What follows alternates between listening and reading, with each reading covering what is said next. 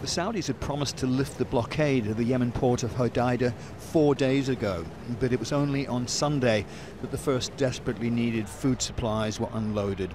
Now the ship has reached the port of Hodeidah and entered carrying flour and relief materials weighing 5,500 tons. This is not enough for the Yemeni people's needs, but we hope this is a good sign to open the port of Hodeidah and lift the siege in all Yemeni provinces. UNICEF says a child dies every 10 minutes from preventable diseases. That would equate to more than 500 children dead in those last 4 days alone.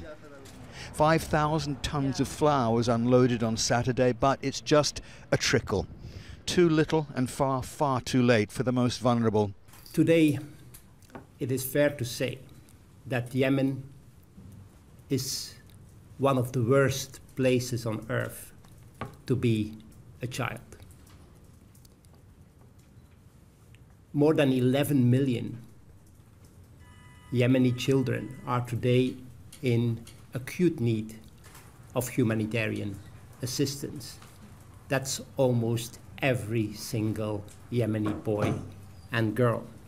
UNICEF says the war in Yemen is sadly a war on children. Close to 5,000 children have been killed or seriously injured in the last 2.5 years. And it welcomes the opening of the airport at Sanaa. It allowed us to send in a first humanitarian convoy, 1.9 million doses of vaccines that are urgently needed to vaccinate 600,000 children across Yemen.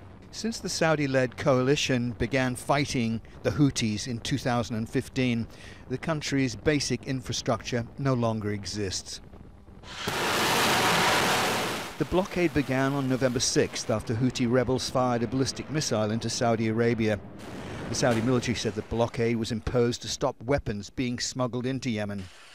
But the UN is warning that commercial imports of food and fuel must also resume. The World Food Programme says continuing to choke off those supplies could have a disastrous effect on 14 million people living in the remote regions of northern Yemen, completely unable to cope for themselves.